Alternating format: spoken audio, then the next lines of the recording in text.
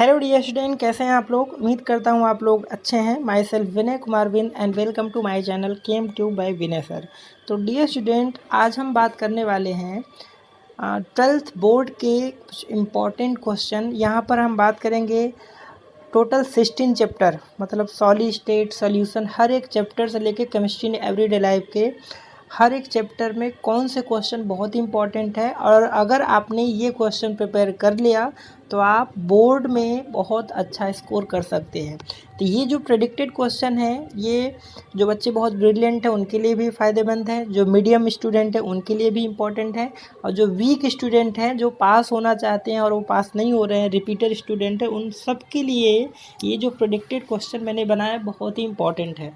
और मैं इतना श्योरिटी देता हूँ अगर आपने ये क्वेश्चन प्रिपेयर कर लिए तो 100% आपको पास होने से तो कोई नहीं रोक सकता। ठीक है, तो आपको ये जो क्वेश्चन है हर चैप्टर के मैंने बनाए हैं, मैं हर चैप्टर के वीडियो के क्वेश्चन बना के अपलोड कर दूंगा, आप वहाँ से अच्छे से इसको प्रिपेयर कर सकते हैं इन सारे क्वेश्चन को। ठीक है, तो चलिए स्टार्ट करते हैं। तो अगर हम बात करें यहाँ पर चैप्टर 1 सॉलिड स्टेट की, इसमें कौन कौन से क्वेश्चन है इंपॉर्टेंट है। मैं एक्सरसाइज के भी क्वेश्चन बताऊंगा, तो एक्सरसाइज में कौन से क्वेश्चन आपको करने हैं।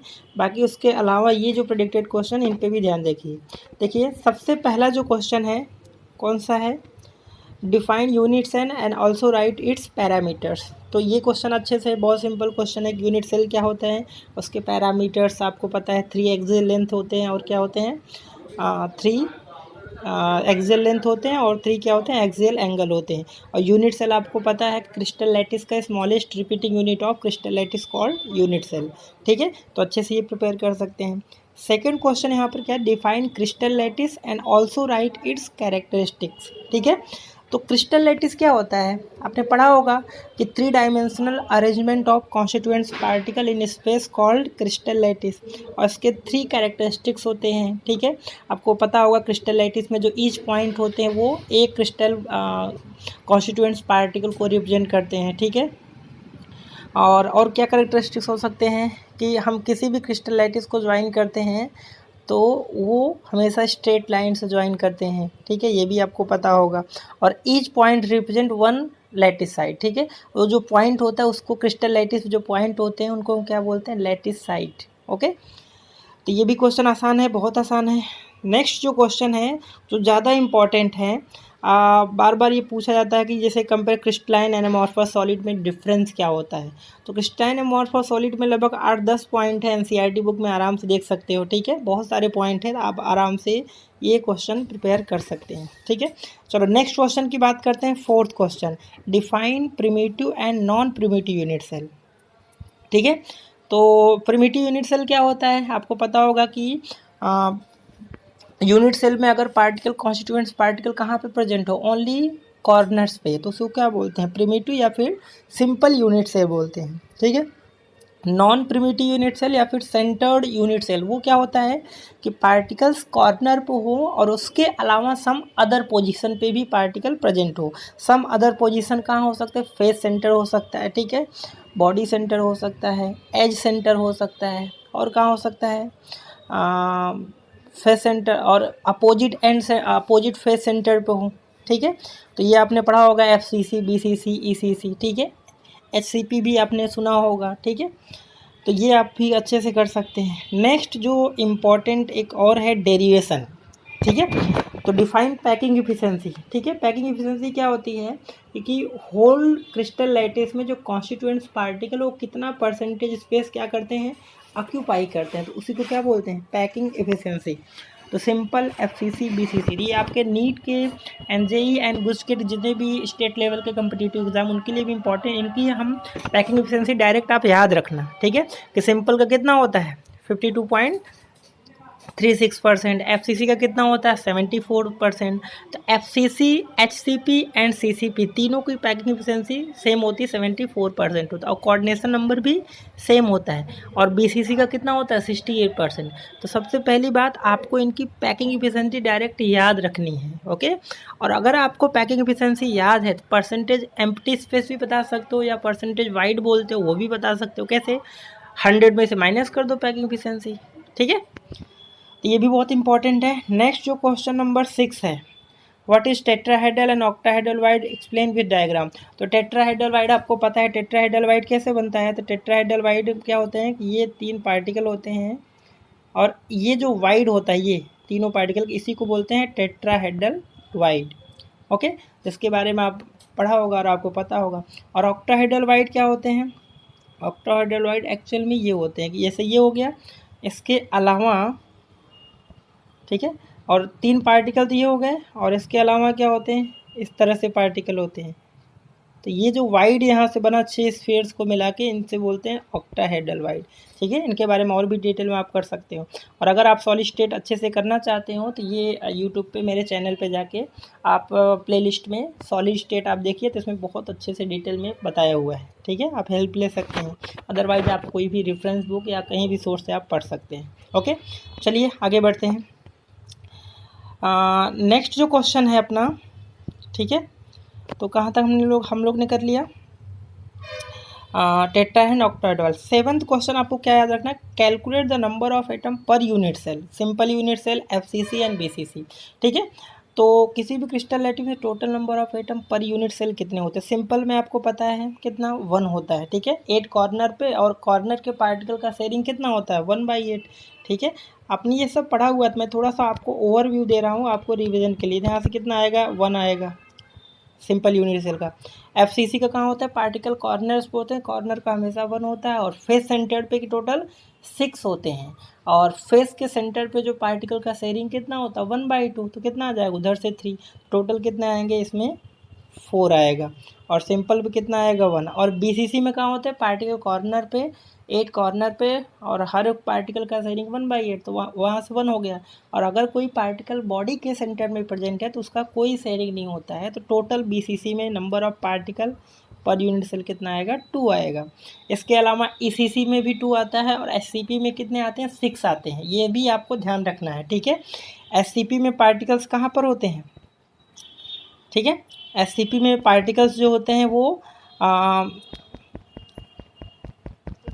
कॉर्नर्स पे टोटल कितने होते हैं, 12। और एससीपी में थोड़ा ध्यान रखना, मैं एससीपी की बात कर रहा हूँ, देखिए थोड़ा सा, एससीपी में कॉर्नर पे कितने होते हैं, 12 होते हैं। और कॉर्नर में ध्यान रखना है, एससीपी अरेंजमेंट में एससीपी की बात कर रहा हूँ, तो कॉर्नर के पार्टिकल शेयरिंग 6 होता है, तो 1/6 हो गया, इनटू बॉडी के सेंटर में 3 होता है, बॉडी के सेंटर कोई शेयरिंग नहीं होगा। इसके अलावा 2 पार्टिकल फेस के सेंटर में होते हैं, और फेस के सेंटर का शेयरिंग कितना है, तो टोटल आपको याद रखना है, एससीपी में total number of atom per unit cell कितने होते हैं, 6 होते हैं। ओके, तो चलो आगे बढ़ते हैं।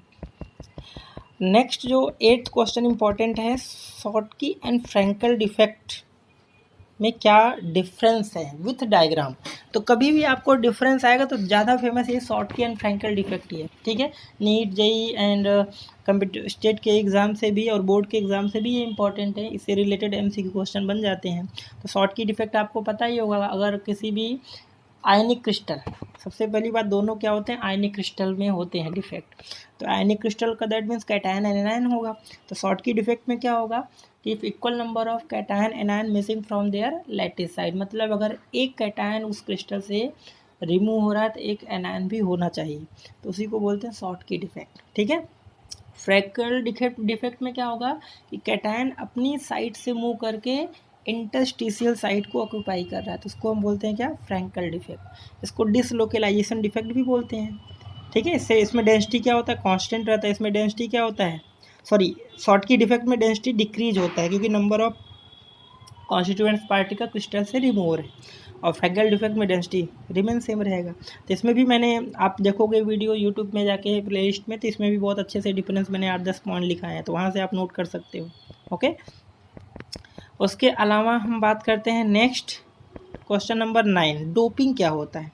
तो डोपिंग आपने सुना होगा, डोपिंग क्या होता है कि अगर हम सबसे पहले डोपिंग करते क्यों, कि आपको पता है सेमीकंडक्टर क्या होते हैं, जो इलेक्ट्रिसिटी कंडक्ट कर सकते हैं। ठीक है, मतलब ये कंडक्टर और इंसुलेटर के बीच वाले हैं।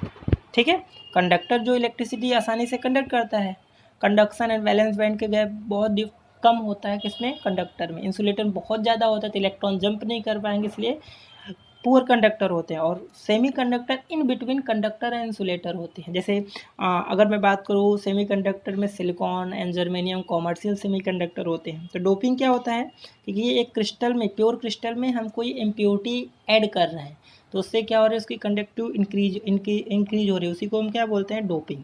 तो डोपिंग में दो टाइप के आप पढ़े होंगे, P type and N type, ठीक है, P type and N type doping. तो पी टाइप में क्या होता है, पॉजिटिव, एन मतलब नेगेटिव। तो अगर हम 14 ग्रुप में क्या करें, अगर हम देखो 13 एंड 15 होता है, तो पी टाइप मतलब पॉजिटिव। अगर 13 ग्रुप को 14 से डोपिंग करा रहे हैं तो उसको बोलते हैं पी टाइप मतलब पॉजिटिव टाइप। और अगर हम 15 ग्रुप एलिमेंट को 14 ग्रुप से डोपिंग करा उसको नेगेटिव टाइप बोलते हैं। ओके, तो आप डिटेल में इसको करना, ठीक है। मैं थोड़ा सा ओवरव्यू दे रहा हूँ कि आपको इस तरह से पढ़ना है। ओके, चलो आगे बढ़ते हैं। तो क्वेश्चन नंबर 9 तक तो हो गया अपना। नेक्स्ट हम बात करते हैं यहाँ पर क्वेश्चन नंबर 10। ओके, तो क्वेश्चन नंबर 10 में ज़रा देखिए, तो 10 क्या है, define following term with example. ये भी बहुत इंपॉर्टेंट है। एफ सेंटर क्या होता है कि एनायनिक साइट पे क्या हो रहा है, इलेक्ट्रॉन जाके ट्रैप्ड होता है, तो उसकी कंडक्टिविटी बढ़ती है, तो इसको हम एफ सेंटर बोलते हैं। इसी के कारण क्रिस्टल का कलर क्या होता है, कलर क्रिस्टल शो करते हैं, जिसमें लिथियम क्लोराइड आपने देखा होगा पिंक कलर होता है, सोडियम क्लोराइड का येलो कलर होता है, ठीक है, ठीक है। और सोडियम क्लोराइड हो गया, KCl का आपको वायलेट कलर होता है, ठीक है, आपने पढ़ा होगा। फेरी मैग्नेटिक होना चाहिए। फेरी आपने चैप्टर के लास्ट में देखा होगा। मैग्नेटिक क्या क्या, paramagnetic, diamagnetic, ferri and anti ferro. तो इसके बारे में भी आप नॉलेज रखना, क्योंकि इसमें जेई में एक बार क्या किया था, इसका डायरेक्ट एग्जाम्पल पूछ लिया था, आपको ये भी प्रिपेयर करके चलना है। ओके, चलो क्वेश्चन नंबर 10 बहुत आसान है। Give the reason electrical conductivity of silicon with increase temperature. अब सिलिकॉन क्या होता है, सेमीकंडक्टर होता है, तो इसको टेम्परेचर बढ़ाने से इसकी कंडक्टिविटी कैसे इंक्रीज होता है, यही इसको एक्सप्लेन करना है। तो आपको पता ही होगा सिलिकॉन क्या होता है, कोवेलेंट बॉन्ड बनाता है। हर एक सिलिकॉन क्या होता है, 4 कोवेलेंट बॉन्ड बनाता है। और टेम्परेचर बढ़ाओगे तो ये क्या होगा, बॉन्ड ब्रेक होगा, तो इलेक्ट्रॉन फ्री होंगे और इलेक्ट्रॉन जाके क्रिस्टल पे डीलोकलाइज होंगे, उसकी कंडक्टिविटी क्या होगी, ऑब्वियसली बात इंक्रीज होगी। ओके, इसके अलावा जो एक्सरसाइज में कुछ क्वेश्चन हैं उनको भी हमें डिस्कस करना है, कि मैं आपको वो भी बता दे रहा हूँ। आपको ये 10-11 क्वेश्चन तो अच्छे से पढ़ के रखना है, दिमाग में रखना है, ठीक है। और अगर आपने स्टार्टिंग से ही कर रहे हो तो बहुत अच्छी बात है। अब जैसे आपके जैसे देखो क्वेश्चन वाइज नोट पढ़ना बहुत अच्छा होता है आपके प्रिपरेशन के हिसाब से। बिकॉज देखो आप नोट्स अगर पढ़ रहे हो तो नोट्स पढ़ रहे हो उसमें आपको जरा कॉन्फिडेंस कम आता है कि हमें क्वेश्चन कौन कौन से प्रिपेयर कर। अगर आप क्वेश्चन वाइज इसको बोर्ड की तैयारी कर रहे हैं तो आप बहुत अच्छे, जैसे आपने ये क्वेश्चन किया तो अब कभी भी क्वेश्चन ऐसा आएगा तो आपके दिमाग में तुरंत उसका आंसर आएगा, ठीक है। तो ये तो हो गए इंपॉर्टेंट 11 क्वेश्चन। अब मैं बात करने जा रहा हूँ एक्सरसाइज में कौन से क्वेश्चन हैं जो आपको सॉलिड स्टेट के याद रखना है। और तो चलिए बात करते हैं हम एक्सरसाइज में कौन से क्वेश्चन हैं जो आपको करना है, ठीक है। करने के क्वेश्चन तो अगर एक्सरसाइज के सारे क्वेश्चन करो तो बहुत अच्छी बात है, फिर भी अगर नहीं सब कर पा रहे हो तो एटलीस्ट ये क्वेश्चन जो मैं डिस्कस कर रहा हूँ इनको तो आपको हमेशा करके रखना है। तो अगर हम बात करें, देखो फर्स्ट क्वेश्चन थे अमोर्फस सॉलिड, आपको पता ही है, हमने उसी क्वेश्चन में कवर हो गया था। Second question what makes glass different from solid and quartz, तो ये भी जस्ट एमसीक्यू का क्वेश्चन है। अगर आपको क्वार्ट्ज बोला गया तो वो है क्रिस्टलाइन सॉलिड, और क्वार्ट्ज ग्लास बोलेगा तो उसको बोलते हैं अमोर्फस सॉलिड। तो वो डिफरेंस में ही मैंने समझाया हुआ था, ये करने की ज़रूरत नहीं है। हाँ, आपको क्वेश्चन नंबर 1.3 ये थ्योरी पार्ट में तो नहीं आएगा, बट एमसीक्यू क्वेश्चन के लिए ये इंपॉर्टेंट है, ठीक है। हर तरह के कोई भी बोर्ड का हो चाहे कंपटीशन का हो, तो ये उसके लिए एक इम्पॉर्टेंट है कि आप जो अपने फोर्स ऑफ अट्रैक्शन के बेसिस पे सॉलिड को क्लासीफाई किया गया है कि आयनिक solid, metallic solid, molecular network and covalent, तो उसी में आपको क्लासीफाई करना कौन किसका एग्जाम्पल है, ठीक है। तो एमसीक्यू के पर्पज़ से 1.3 क्वेश्चन इंपॉर्टेंट है और आपको ये प्रिपेयर करके रखना है, ठीक है। चलो आगे बढ़ते हैं। क्वेश्चन नंबर 1.4, ठीक है। तो 1.4 में क्या, what is meant by term coordination number, what is the coordination number of atom in cubic close pack structure, मतलब सीसीपी एंड बीसीसी। तो ये मैंने बता ही दिया था। कोऑर्डिनेशन नंबर क्या होगा, total number of neighbouring particle of a given atom, ठीक है, कितने पड़ोसी है किसी गिवन पार्टिकल के। तो ये भी एमसीक्यू के लिए इंपॉर्टेंट है, थ्योरी में तो नहीं आने वाला। तो सीसीपी का मैंने बताया था कि इसमें कोऑर्डिनेशन नंबर 12 होता है और बीसीसी का कोऑर्डिनेशन नंबर कितना होता है, 8 होता है। सीजीएम क्लोराइड इसका एग्जाम्पल है बेस्ट, ठीक है। तो ये भी एमसीक्यू के लिए इंपॉर्टेंट, थ्योरी के लिए इंपॉर्टेंट नहीं है। ओके, आगे बढ़ते हैं। क्वेश्चन नंबर 1.5 की बात करें, how can you determine the atomic mass of unknown metal, ठीक है, डेंसिटी। तो ये सीधा सा एक डेरिवेशन है। डेंसिटी, क्रिस्टल की डेंसिटी निकालने का फॉर्मूला होता है जेड इंटू क्या होता है, एम डिवाइड बाई क्या था यहाँ पर, वॉल्यूम ऑफ क्यूब होता है, ठीक है। क्यूब का वॉल्यूम कितना है और एवोगैड्रो नंबर। तो सीधा सा ये फॉर्मूला है, ठीक है। इस पर न्यूमेरिकल हैं आपके एनसीईआरटी में भी हैं और एनसीईआरटी एक्सरसाइज में भी क्वेश्चन है और इन टेक्स्ट में भी क्वेश्चन है। तो ये भी आपको, ठीक है, सीबीएसई के लिए तो इम्पोर्टेंट इस पर न्यूमेरिकल आते हैं बोर्ड में, ठीक है। और बाकी अदर बोर्ड में इसमें एमसीक्यू भी आ सकता है, जेई नीट के लिए तो ये इंपॉर्टेंट है। फॉर्मूला तो आपको याद रखना है। जेड क्या होता है यहाँ पर, number of atom per unit cell. M क्या होता है, मॉलिकुलर मास ऑफ क्रिस्टल या फिर जो भी आपके पास उसमें मेटल दिया होगा। ए क्या होता है, एज लेंथ। क्यूब का वॉल्यूम, ठीक है। क्यूब का वॉल्यूम कैसे निकालते हो, एल बी एच करते हो। तो यहाँ पर क्यूब क्या, ए बी सी, ठीक है, एज लेंथ तीनों बराबर इसलिए क्यूब कर दिए। एन एवोगैड्रो नंबर आप लोग पहले से ही जानते हो, ठीक है। तो ये थ्योरी एंड एमसीक्यू के लिए दोनों इम्पॉर्टेंट है, ठीक है। चलो आगे बढ़ते हैं। 1.6 ज़्यादा इम्पॉर्टेंट नहीं है बट इसका आंसर देख लेंगे आप, ठीक है। तो नेक्स्ट क्वेश्चन है, यहाँ पर हम बात करते हैं कौन सा, 1.7, ठीक है। 1.7 में क्या है, how will you distinguish between following pairs. इसमें डिफरेंस ही है और ये मैंने आपको वो जो मैंने इंपॉर्टेंट 11 क्वेश्चन उसी में आ गया था, ठीक है। ये भी क्रिस्टल लैटिस यूनिट सेल में टेट्रा ये भी कवर हो गया है, तो ये अलग से करने की ज़रूरत नहीं है। एससीपी क्लोज पैक है, सीसीपी क्लोज पैक, हाँ ये इंपॉर्टेंट है, ठीक है, इनको कर सकते हो। इसका 1.7 का कौन सा क्वेश्चन, फर्स्ट वाला। बाकी तो ये दोनों कवर हो गए थे अपने इंपॉर्टेंट। ये क्वेश्चन 1.8 ये आपके इंपॉर्टेंट प्रेडिक्टेड क्वेश्चन में ऑलरेडी कवर हो चुका है, ठीक है। लैटिस पॉइंट कितने हैं किस में है, तो ये भी हमने कवर कर लिया है, तो करने की ज़रूरत नहीं है, ठीक है। आगे बढ़ते हैं। क्वेश्चन नंबर 1.9, ठीक है। 1.9 में क्या है, देखो, explain the basic difference metallic and ionic crystal, ionic solid are hard and brittle, ठीक है। तो इसको एक्सप्लेन करना है, ठीक है, ये इंपॉर्टेंट नहीं है, ठीक है। नेक्स्ट है ये 1.10 पैकिंग एफिशिएंसी कैलकुलेट करना, अपने इंपॉर्टेंट प्रेडिक्टेड क्वेश्चन में आ चुका है, तो इसको अलग से करने की ज़रूरत नहीं है, ठीक है। आपको ये देखना है कि एक्सरसाइज कौन से क्वेश्चन उसमें है, तो उसको फिर करने की ज़रूरत नहीं ना, नहीं आपकी मेंटेलिटी आएगी कि ज़्यादा क्वेश्चन है, ठीक है। जो अलग हैं थोड़े से इंपॉर्टेंट वो मैं बता रहा हूँ, ये क्वेश्चन ऑलरेडी हम लोग ने कर रखा है, ठीक है। अब यहाँ पर जो मैंने बात किया था डेंसिटी से रिलेटेड कुछ फॉर्मूले हैं, ठीक है। जैसे ये क्वेश्चन, ये न्यूमेरिकल तो आप जरूर, ये वाले जो क्वेश्चन फार्मूला फॉर्मेशन वाला बहुत इंपॉर्टेंट है। अब यूट्यूब चैनल में जाके सॉलिड स्टेट में बहुत अच्छे से मैंने समझाया, तो वहाँ से आप 100% इसको अच्छे से कर सकते हैं, ठीक है। तो ये सब आपके, ये डेरिवेशन एक है आ सकता है, बाकी यहाँ से लेके क्वेश्चन ये सब यहाँ से, ठीक है। कन्फ्यूज हो गए आप लोग कौन से क्वेश्चन मैंने बताया, तो यहाँ से लेके ये 1.1 से लेके 1.16 ये आपको ट्राई करना चाहिए, कर लेना चाहिए, ट्राई क्या करना चाहिए। और इसके अलावा क्वेश्चन नंबर, इसके अलावा क्वेश्चन नंबर 1.2, ठीक है, पी टाइप एंड टाइप, ये एमसीक्यू के लिए इंपॉर्टेंट है, ठीक है, not for theory, only for MCQ, okay. Next आगे जो हम बढ़ेंगे, ये भी आपका न्यूमेरिकल ही है। न्यूमेरिकल देखो, एक्सरसाइज के न्यूमेरिकल तो आप ट्राई कर लेना, अच्छे से आना चाहिए, ठीक है। न्यूमेरिकल में ज़्यादा आपको करना नहीं, फॉर्मूले बेस्ड सारे न्यूमेरिकल हैं, तो इनको आप ये मत मान को कितने सारे क्वेश्चन हैं, ठीक है, only based on formula, so you can calculate easily very, ठीक है। आगे बढ़ते हैं। In term of band theory आपने पढ़ा होगा, ठीक है। तो बैंड थ्योरी के हिसाब से बहुत आसान है, ठीक है, ये क्वेश्चन। और ये वाला इम्पॉर्टेंट है, question number 1.23 Schottky defect, Frenkel defect, interstitial absent. हालांकि ये प्रेडिक्टेड क्वेश्चन में इंक्लूड हो चुका है, ठीक है।